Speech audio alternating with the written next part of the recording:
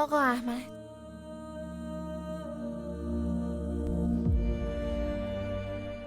آقا من دیدم سرتون درد میکنه و براتون آب میوه آوردم. بذارشم اینجا.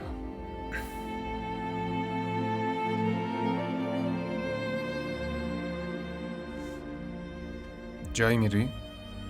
نه، میرم برای شما آماده بشم. برای چی؟ شما سایه سر منی. من دوست دارم برای شما آماده بشم و لباس بپوشم. اما من اصلا دوست ندارم. خودت که میدونی. خب دکتر به هم گفت که شوهر باید حسابی مراقبم باشه. گفت خیلی مهمه توی این شرایط شوهرت مراقبت باشه. توی چه شرایطی؟ چی داره میگی؟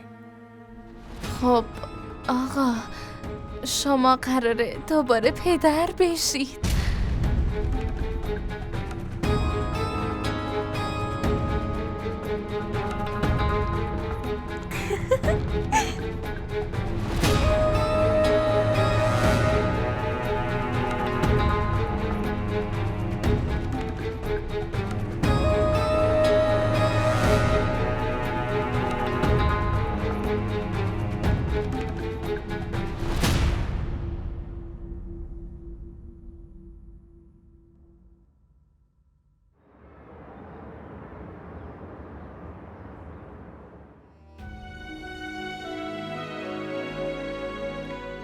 آقا شما قراره دوباره پدر بشید.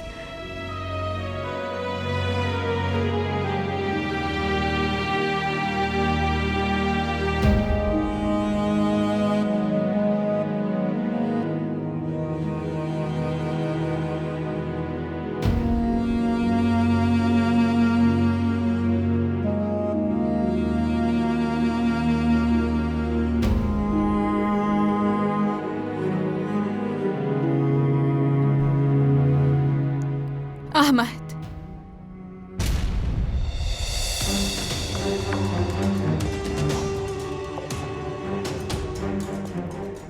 عشقی که میگفتی این بود. با مردن من همه چی سریع عوض شد. یکی دیگه اومد تو زندگی تو. به همین راحتی فراموش کردی که من زنت بودم؟ احمد، چطور ممکنه که یکی دیگر رو دوست داشته باشی؟ چطور امکان داره؟ معصومه سوء تفاهم شده. معصومه من همیشه عاشقت بودم.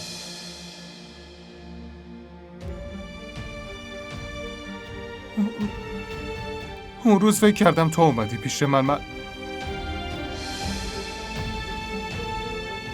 اشتباه بزرگی کردم.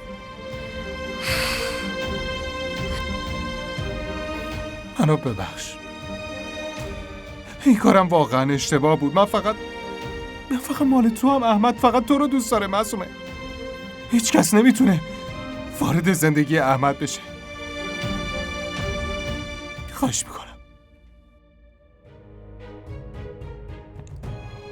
آقا شما قراره دوباره پدر بشید. من بهت خیانت کردم. حق با توه. به ازدواجم پایبند نبودم. قلبی که با کشیدن آخرین نفس تو شکست باید با تو میمرد. اما بازم این دل من تپید. آره معصومه، من بی‌وفایی کردم.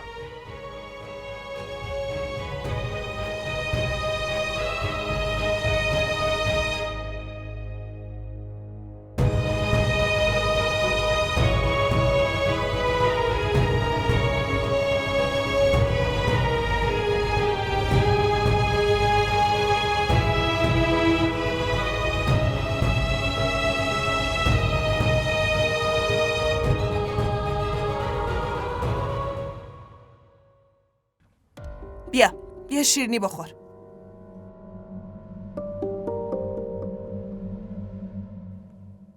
شانو جانم. دارم کار میکنم. شانو جان بیا یکم شیرینی بخور. بردار دیگه. خاله تو که میخواستی برگردی روستا، چرا یهو داری شیرینی پخش میکنی؟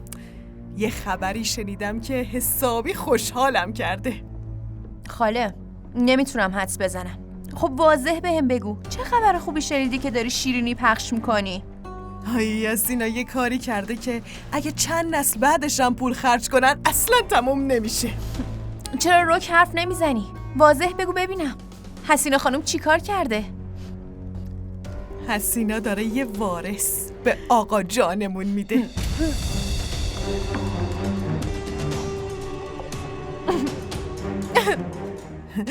دیگه هیچ کس نمیتونه بلایی سر حسینا بیاره. جای پاش حسابی توی خونه محکمه. حالا دیگه کسی نمیتونه جاشو به خطر بندازه. منتظر همچین خبر خوبی بودم که نظرمو عوض کنم و شروع کنم شیرینی دادن به همه. خبر خوبیه مگه نه؟ بازم شیرینی بخور. اگه نمیخوری من برم به بقیه بدم.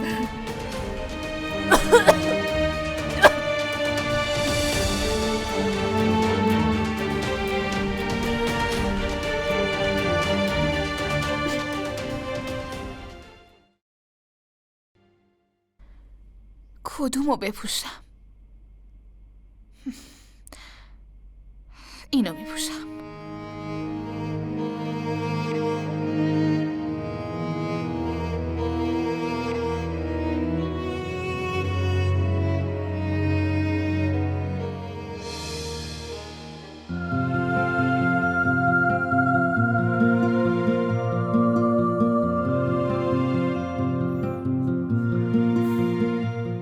این رنگ خیلی بهت میاد.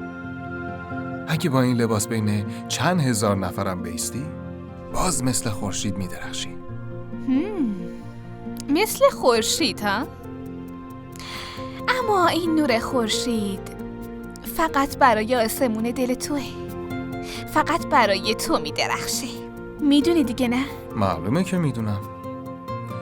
وقتی توی تاریکی زندگیم اثری از امید نیست به تو نگاه میکنم و همه مشکلاتم به چشمم آسون میشن. نور تو تاریکی رو روشن میکنه.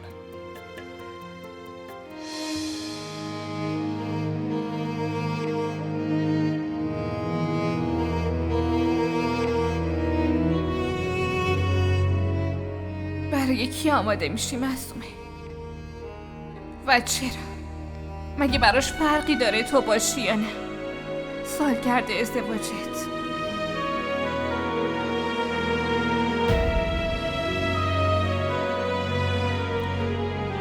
سالگرد ازدواجت مبارک معصومه.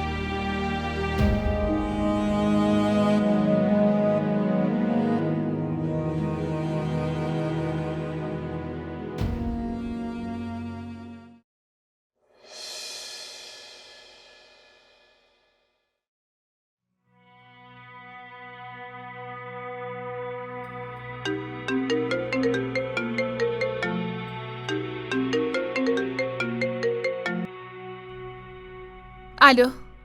بله شانو، همه چی خوبه؟ معصومه خانم هیچ اینجا روبرا نیست. حسینا قراره توی این خونه همه چی رو عوض کنه. چرا؟ اون زن باز چی کار کرده؟ معصومه خانم حسینا یه حقه‌ای زده که جای پاشو توی این خونه محکم کنه. فقط مگه خدا اونو ببخشه. برو سر اصل مطلب، چی کار کرده؟ معصومه خانم حسینا داره بچه دار میشه و میدونی مادرش داره توی کل خونه شیرینی پخش میکنه. من دلم شکست.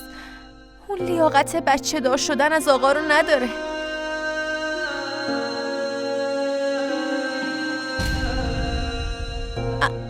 الو.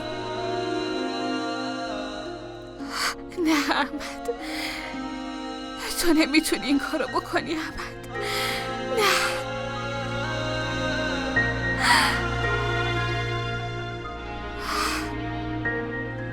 احمد چه بلایی سرت اومده خدایا. احمد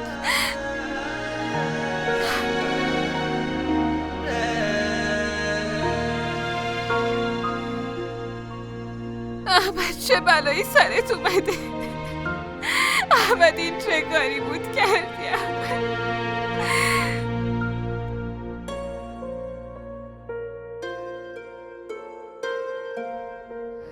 آره، شوهرت بهترین هدیه رو برای سالگرد ازدواج بهت داره. هدیه خیلی خیلی خوبی به من دادی احمد. واقعا که هدیه خوبی بود. دیگه چی از این بهتر؟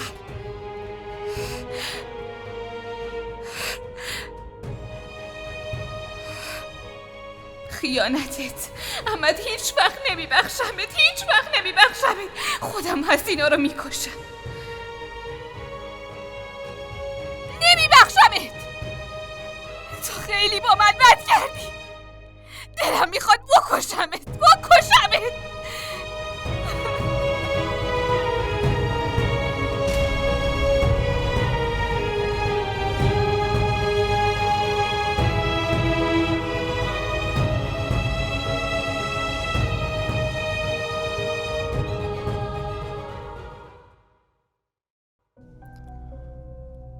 کجا داری میری؟ دارم میرم داخل. اجازه نداری بری داخل. میدونی من کی هستم؟ من برادر خانم جدید خونم. خب خود ایشون گفتن نظرم بری داخل. الان باش حرف میزنم.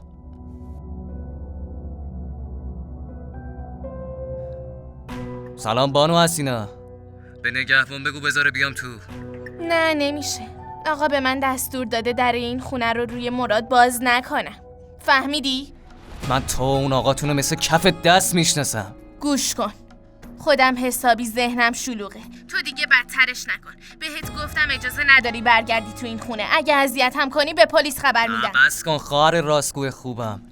گوش کن. باید با کسایی اینطور رفتار کنی که تو رو نمیشناسن. من که تو رو خوب میشناسم. همین الان که حرف زدنمون تموم شد یه چیزی برات میفرستم که بدونی ممکنه لا بری. حسینا رو تهدید میکنی؟ یه لحظه وایسا.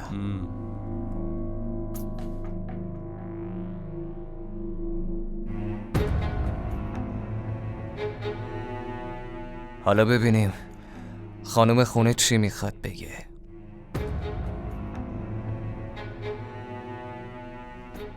خدایا این دست اون چی کار میکنه؟ ای خدا چه بدشانسم من. کارم تمومه.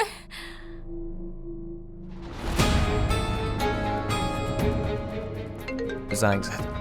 خب بگو. با تو کار داره. بله. بهش اجازه بده بیاد داخل. برو تو. برو کنار دیگه.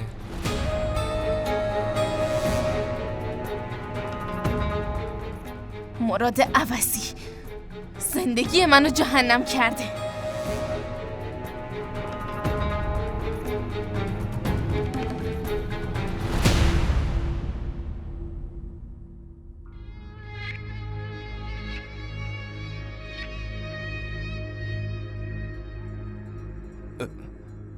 عقلت سر جاشه یا دیوونه شدی؟ عقل من سر جاشه و حسینا با کسایی که ازشون خنجر بخوره همینجوری رفتار میکنه. فهمیدی؟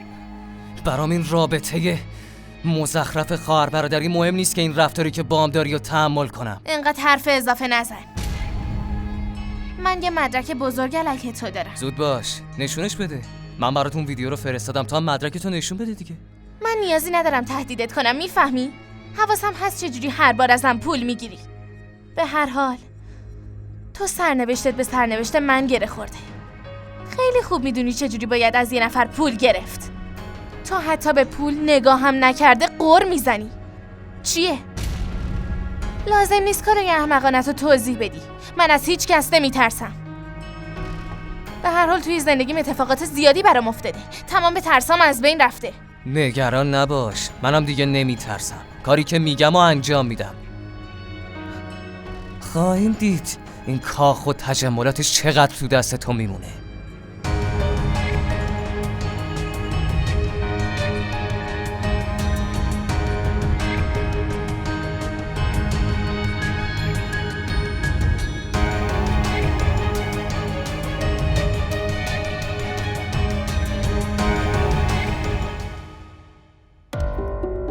چرا هنوز نیومده؟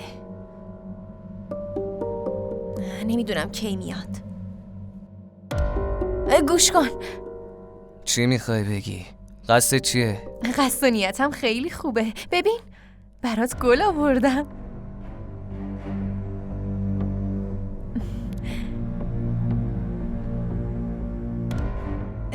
تو یه بار درباره ازدواج با هم حرف زده بودی و خب آره درسته، هنوزم سر حرفم هستم. تو قبول نکردی، فکر کردم از من خوشت نمیاد، واسه همین دیگه به ازدواجمون فکر نکردم. نه، من ازت خیلی خوشم میاد، اما چی کار کنم؟ از مادر تو حسینا خیلی میترسم. اونا با تو چی کار دارن؟ من که شوهرت بشم اگه کسی حرفی بهت بزنه با من طرفه. وای خدایا، همیشه یه شوهر شجاع و نترس میخواستم که بتونه همه آرزوامو برآورده کنه. نگران نباش، من همه آرزوهاتو برآورده میکنم، هر چیزی که بخوای و عملی میکنم. خب ببین، من میخوام خانوادم انقدر پولدار باشه که بتونم با پولاش کل دنیا رو بگردم. دنیا رو نه، اما کل پاکستان رو با هم میگردیم. چرا پاکستان؟ فکر میکردم بتونیم با هم کل دنیا رو بگردیم. حتما پول زیادی پس انداز کردی مگه نه؟ من پول ندارم، اما سعی میکنم برات پول جور کنم.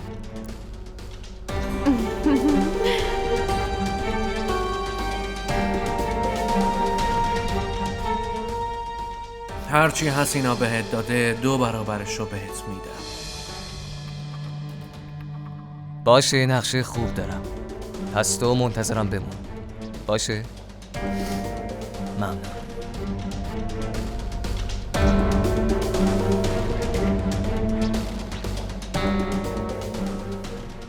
وای شانو، بازیگریت حرف نداره. تو مثل پرنده‌ای هستی که میتونه پرواز کنه و هر جا میخواد بره.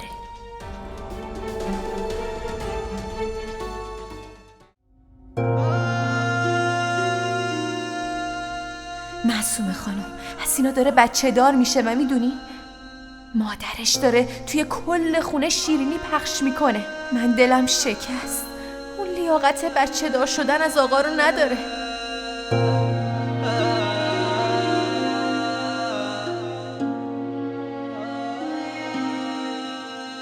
معصومه، پس چرا نشستی؟ تو به هم گفتی که امروز روز خیلی مهمیه تو زندگیت.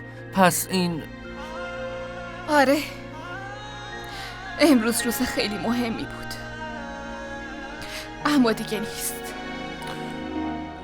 آخه چی شده؟ به هم بگو. امروز سالگرد ازدواجمون بود.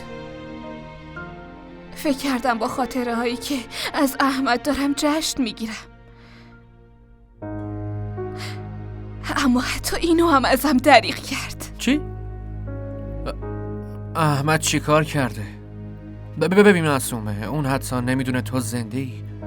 پس چی کار کرده که تو اینطوری ناامید شدی؟ کاش اینطور بود. کاش من توی اون تصادف میبردم. من چرا زندم؟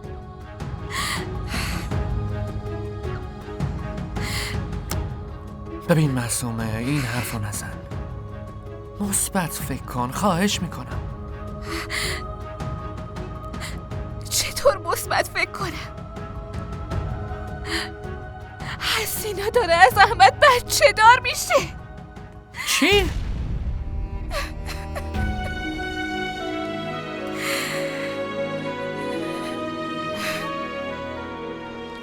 من که فکر میکنم حسینا این کارو کرده تا احمد نتونه اونو از زندگیش بیرون کنه. همین.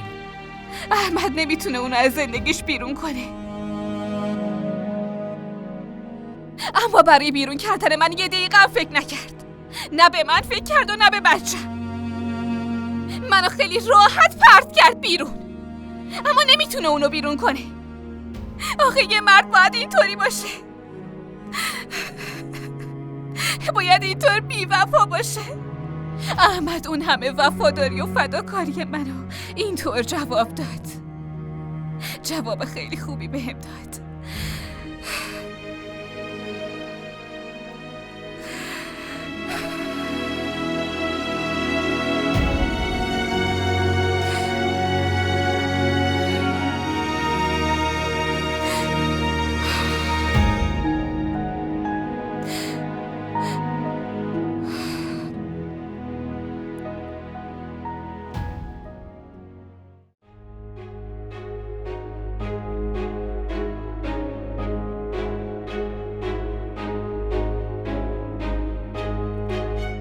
شبیه بیگم صاحبه سابق شدی.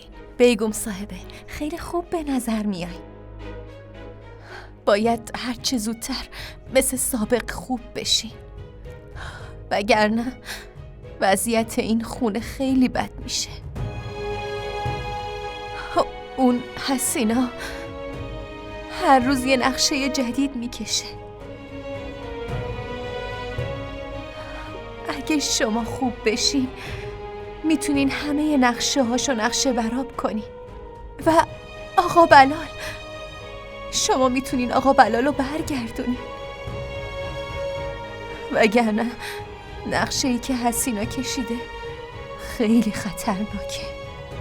بیگم صاحبه نقشه حسینا اینه که از آقا بچه دار بشه و اینجوری این خونه رو تصاحب کنه.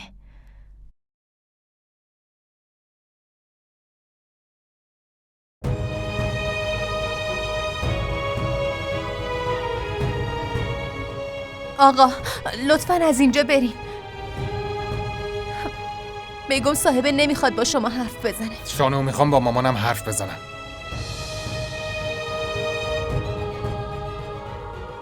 مامان. آقا بیگم صاحبه حالش خوب نیست. لطفاً از اینجا بریم. شانو یه لحظه.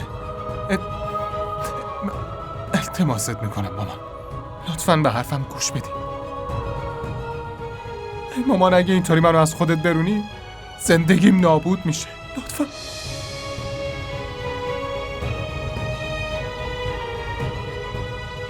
آقا خانم حالش بده، لطفاً از اینجا بریم.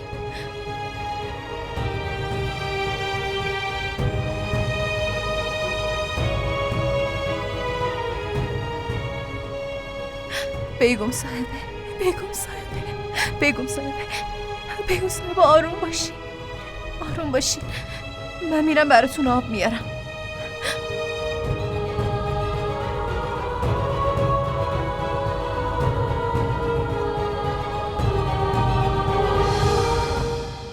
یه دقیقه وایسا، بذار میخوام فیلمتو بگیرم. بله مراد، بگو که بدون هیچ فشار یا ترسی داری صحبت میکنی. نه آقا، من این حرفا رو به خاطر وجدانم میزنم. نه تحت فشار کسی هستم، نه از کسی میترسم. من اینجامو با میل خودم این حرفا رو میزنم. خب پس امروز تمام حقیقت رو درباره حسینا بگو. موضوع اینه که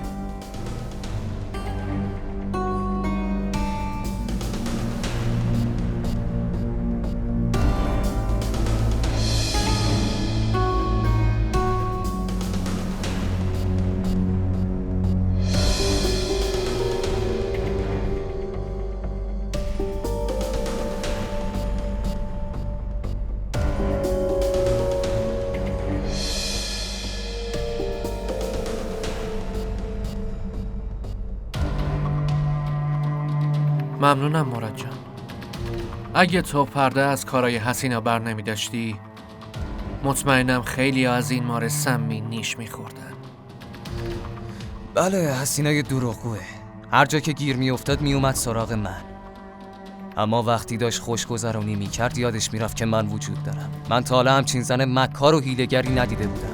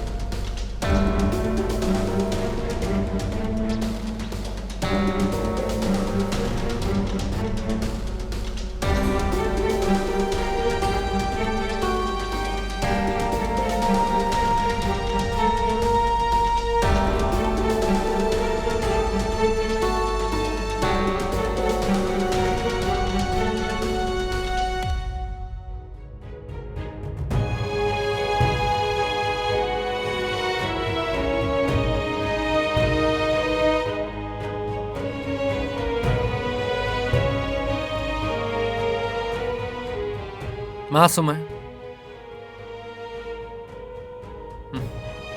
اینو ببین. حسینای دروغگوه. هر جا که گیر میافتاد میومد سراغ من. فراز این دیگه چیه؟ یه معدن طلایی خوب به دست آوردی. اما وقتی داشت خوشگذرونی میکرد یادش میرفت که منم وجود دارم. من تا حالا همچین زن مکار و حیله‌گری ندیده بودم. چی شده؟ از این موضوع خوشحال نیستی؟ فکر میکردم بعد از رسیدن به این هدف جشن بگیرم، اما زندگی احمد اینجوری نفرین میشه. موضوع چیه؟ حسینا دیگه حسینا زنده نیست. منظور چیه؟ چی میگی؟ اون میخواد بچه احمد رو به دنیا بیاره. حالا تو به من بگو، اگه اوضاع رو برای اون بچه سخت کنم چه اتفاقی میفته؟ آخه مگه من میتونم اونو بندازم توی یه سلول تاریک؟ نمیتونم این کارو بکنم. نه، من نمیتونم مثل اون بیرحم باشم فراز. من نمیتونم این کارو بکنم. من نمیتونم بچه احمد رو مجازات کنم. داری از نقشت پشیمون میشی معصومه؟ دیگه چاره دیگه ای ندارم فراز. من نمیتونم کودکی اون بچه رو تو آتیش انتقامم بسوزونم. اون آزاد به دنیا میاد. این تصمیم منه. تو احساساتی شدی معصومه. معصومه، من این مدرک رو با کلی سختی و بدبختی به دست آوردم. واسه همین تا وقتی حالت بهتر شه اینو پیش خودم نگه میدارم. بعدن صحبت میکنم. فراز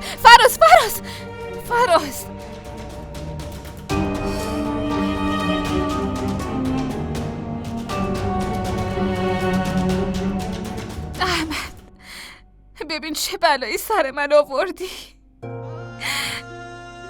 تو منو جلوی کل دنیا بی‌آبرو کردی. منو تغییر کردی. منو تغییر کردی احمد.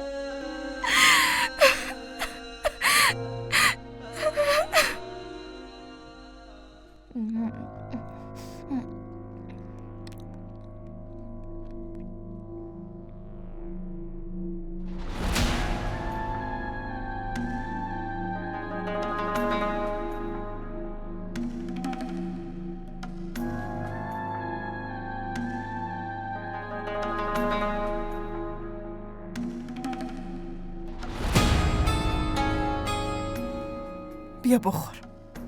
دکتر گفته خیلی باید مراقب خودت باشی.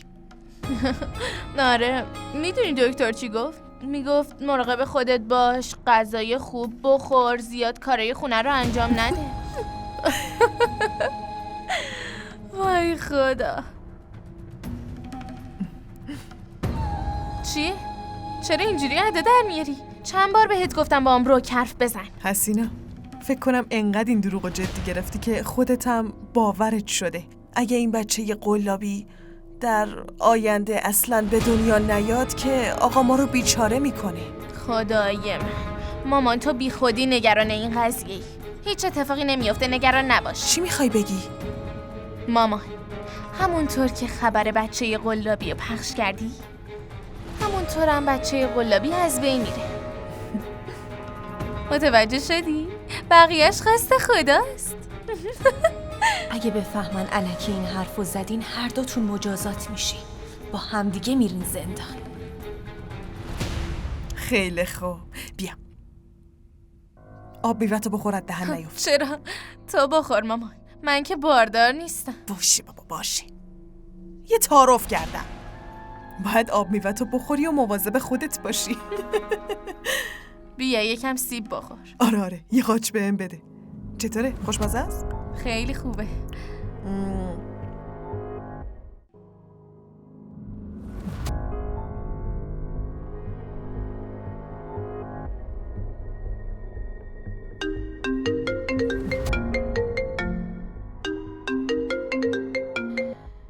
الو شانو. خانوم، حسینا قرار نیست بچه دارشه. مثل همیشه این دفعه هم دروغ گفته. خدای من، چرا همچین دروغ بزرگی رو گفته؟ میدونین خانوم، بی دلیل به آقا اتهام زده. اون قرار نیست خانوم این خونه بشه. واقعا که مکار و حیله‌گره. عجب زن بیرحمیه. آبروی هر چی زنه برده. بله معصومه خانوم، کاملا درست میگی. کی همچین کاری میکنه؟ حسینا آبروی هر چی زنه برده. حتما یه جادوگره. شانو نباید درباره کسی این حرفو بزنی. خدا از کارش خبر داره. نه خانوم، اگه به همچین زنی حکم اعدامم بدن بازم کمه. اون حتما مجازات میشه. تو نگران نباش. خودش از درد التماس میکنه که زودتر بمیره، اما مرگ سراغش نمیاد. آفرین شانو. همینطور لحظه به لحظه بهم خبر بده و گوش کن. خیلی مراقب مادر و بلال باش. اونا همه زندگی من. چشم معصومه خانوم. خدا نگهدار.